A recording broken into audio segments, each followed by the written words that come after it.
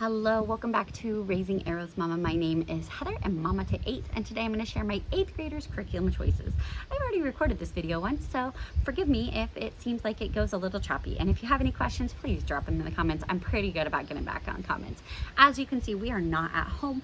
We are having some major renovations done at home, so because of a mold issue, and so we are at a rental and I have none of my books for me. I'll try to pop the picture up next to me, but if you have questions, drop them below. All right, let's get started. So first up, my 8th grader is 13. She just turned 13 last month, so keep that in mind.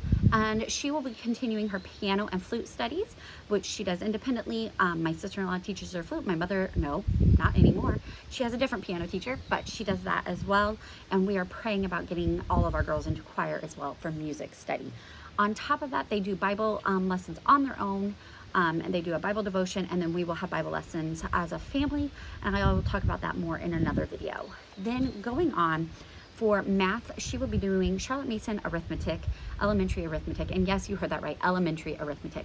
My daughter is going into 8th grade, she is 13, but we struggled with math many years ago. We used rod and staff, and she was not learning the foundational increments of it. She instead found the pattern and just solved the problem, so she was getting it all right. But because I was just grading the paper, I thought, oh, she's doing great. And then I started watching her actually do it, and she was just finding patterns, which is great, but not the skill I was teaching right then. So we switched over to Charlotte Mason elementary arithmetic, and it's taken us a while to get through it. Because there is that memory retention problem. There was just basically a hurdle we had to get to, and we struggled and struggled and struggled, and then we got to long division, and Charlotte Mason elementary arithmetic teaches it through money, and it all clicked for my daughter. Suddenly everything made sense. She was able to retain her multiplication table, she was able to do her division, she's able to do long division, she was able to do addition, subtraction better. Everything suddenly started making sense. And since then, we've been able to go a little bit faster, or, you know, more at a normal pace, but she's behind, so to speak, because she is in Charlotte Mason Elementary Arithmetic Book 5. She got about halfway through last year, and she will do Book 6 once it comes out. And then after that, I am confident that after Book 6, she will be capable to go into algebra. We may do a short, like, pre-algebra thing, but I'm pretty confident that she will be at that level because she does other things with math.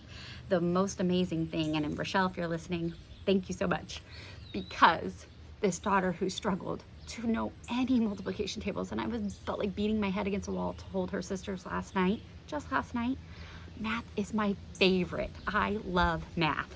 What? I'm shocked, and I loved it, and I cried last night like I am right now. It is awesome. So if you are having a child who's struggling, check out Charlotte Mason Elementary Arithmetic. It is more teacher intensive. You don't just hand it to your child and walk off, but because you don't, you will see the fruit of that. And my daughter absolutely loves it. I will have a video out probably later this summer about Charlotte Mason Elementary Arithmetic Book 5. We're about halfway through, but it does have a geometry component, which is also phenomenal. And that is not Rochelle. That is, I can't think of their names, and it's all packed up, so I don't know. But I will list it below, and it's just a phenomenal math program. I highly recommend it. Can't recommend it enough. And if you want to see my previous video on it, go check that out. Also in math category, we include logic, and we have two forms of logic. We have logic where it is more of a practical sense. We use grids for kids. It is something I found online. You pay for it, download it, then you can print it as many times as you want. Perfect for our big family. My kids love it, and we just keep going through them. And basically you're given like a story, and then you have to fill in the grids to solve the logic problem, you know, find out what did Sally eat at what time, and yeah, so there's different problems, and my kids love it. Actually, they do one a week, and that's good for me. It gives them some critical thinking skills and gets them doing some problem solving in a different way.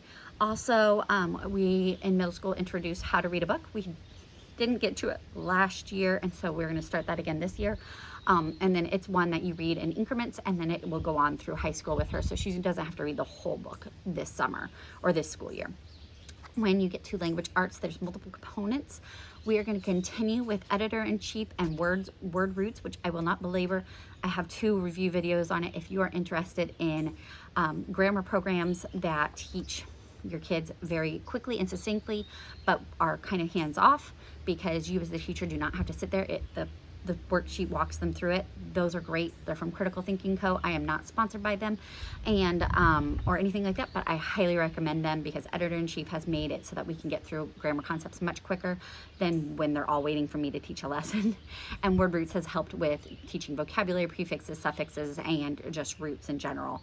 Also, we will continue with recitations. I have videos about that and lots of free printables on my blog and in my free Teacher by Teacher store. So if you're looking for some recitation choices, go check them out. I have English, Latin, Spanish, scripture, poems, hymns. I have a lot on there, Shakespeare, all kinds of things. So we'll continue with that, and I'll get those up to you later this summer as I have them ready, once I have a printer again.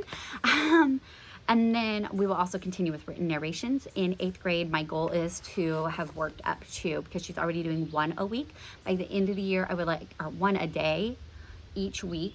I'm hoping that by the end of the year, we'll be up to 2 a day for the whole week. And I'm saying a 4-day week. So I'm hoping to have 8 written narrations every week from my 8th grader by the end of the year. Right now, she's up to 4 or 5 a week. And those, my basic rule is 3 sentences or more. You can do a whole nother video on written narrations if you want. Just let me know in the comments below that you would like to know about written narrations and how that works out in our family. Next up is science, and I talk about this in a couple different videos. We will be continuing with Sabbath Mood, and I have my middle schoolers doing Form 3 together. They'll be doing geology, chemistry, and physics. They may or may not do the year-long botany, biology option. We haven't decided that. But along with those come spine texts, and I have those at home. They go along with each of them. We have not done Form 3 geology or Form 3 chemistry yet, so those are new to us. I believe those are the last Form 3 ones that we have not done, and we'll do this year because my oldest was in 7th grade and just did the Form 2. So my Form 3 geology, chemistry, and physics are all things that are well within. You can do the lab work and still make it very affordable for a science program for middle school. And then along with that, she will be doing a nature lore, and she will be reading All Creatures Great and Small. Is that what it's called? Yes, All Creatures Great and Small by James Herriot, and that is a chunky book. It is thick. So it is more like episodes, and so I won't necessarily make her read all of them. I think there was one that my oldest felt like that was a little intense. I think it was a birth or something. And she may skip it. This particular kid loves all that kind of stuff, so she may read them all, but I'm going to assign 1 episode a week, unless it's a particularly long chapter. Then I'll do over 2 weeks, and she will maybe finish the book this year and maybe not. That's not my goal. My goal is to get her into nature lore and to get her learning these science topics and the basic biology of what is in the farm life and things like that in the country vet life. Moving on, you will notice I do not have history or geography in this video because those are totally separate and they look very different for us this year. In previous videos, I share those per kid. This year is a lot more because we're doing 20th and 21st century, so I will share those in a separate video. But moving on to literature, this child is going to continue History of English for Boys and Girls by H.E. Marshall, and this is a compendium of stories and biography. So basically you'll have a chapter about an author and or a story, and you'll read a little bit about them and the culture of that time. So like Fairy Queen and Spencer, and you'll read about that, and then you'll go on to another person, Edgar Allan Poe and his time, and maybe like his poems or whatever it is. And so it goes through that, and we do this over 4 or 5 years. Like this is not we finish it all in 1 year. Could you? Yeah, you definitely could finish it in 1 year. But that's not my goal. I want them to have the overview of literature, especially touching on those like Fairy Queen and Edgar Allan Poe. We're not going to read those in our literature. I'm not going to assign those. So having those touches with them, I think, is very helpful. And then I have our classic modern. If you want to know more about that, I started it last year, where basically I have another video, and my kids each get a classic and a modern for literature, and they have about 2 or 3 in each category for the year, and they'll read a selection from each week. So let me just give you hers. So for example, we're going to start up the year. Her classic is going to be Swiss Family Robinson, and her modern is going to be The Westing Game. And so she'll read a selection from that and a selection from Westing Game, both week 1 and then week 2, and continue. She's going to finish Westing Game way before she finishes Swiss Family Robinson. When she does that, she's going to switch over to her next book just keep continuing with Swiss Family Robinson until she finishes that one, and then she'll switch over to the next one. So her classics are Swiss Family Robinson and Animal Farm. Swiss Family Robinson being thick, Animal Farm being thin. Should be able to get through them both in 1 year. Animal Farm will fit in at the end of the year when we're studying Cold War, communism, and all those things. It'll fit in perfectly, and both my middle schoolers will be reading that. For modern, she has The Westing Game, which is a modern mystery written in a very unique style, but it was very enjoyable and it has a twist at the end. I think she's gonna love it, and so she's gonna start out with that, and then I'm debating after that doing Call of the Wild or Hatchet. I was kind of going for some survival type stories. She really enjoys that. She loved My Side of the Mountain and books like that, and so I think those two, either one would be a good fit for her with the animal nature aspect. I don't know. I'm still debating on those two. And then she will end the year with her introduction to dystopian literature with City of Ember, if she finishes those other two. So City of Ember is a dystopian, and they're all underground, and they don't realize that they can even go anywhere. Anyways, so I'm hoping that she'll get to that one. If not, I'll put it for summer reading, free reading.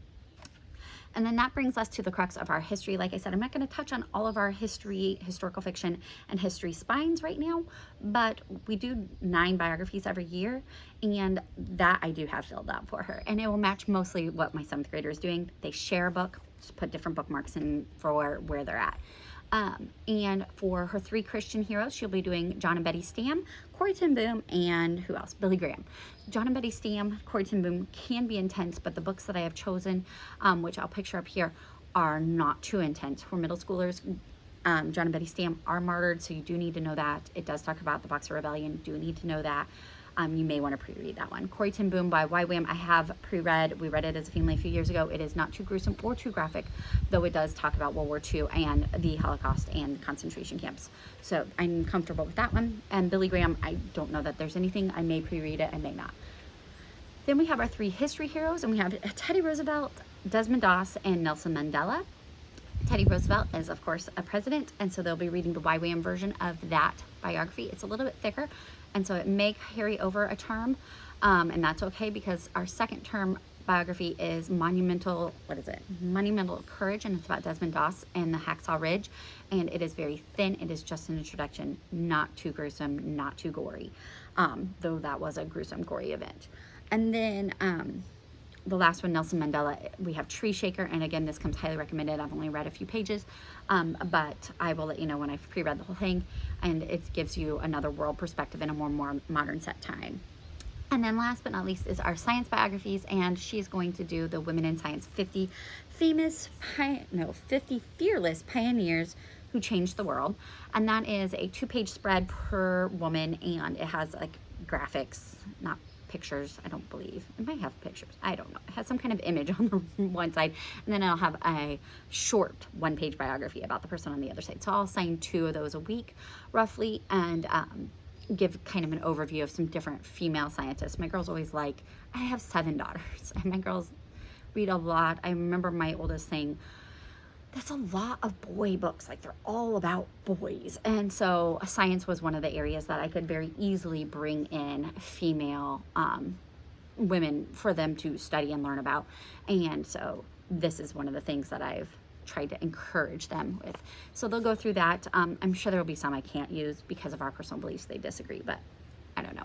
And then 2nd semester or 2nd term, she'll be reading a chemistry biography. I was going to do Madame Curie, but she had done Madame Curie a while back and has specifically asked not to read about her again. So if you have a chemist, doesn't have to be a woman, but a chemist biography that's great for middle schoolers, let me know, because I'm on the look. And then she'll end the year when we are doing our physics unit, reading about Albert Einstein in Theory of Relativity. My oldest has read this before. It's on the Amazon Online's recommendation list. So I'm looking forward to those for our biographies.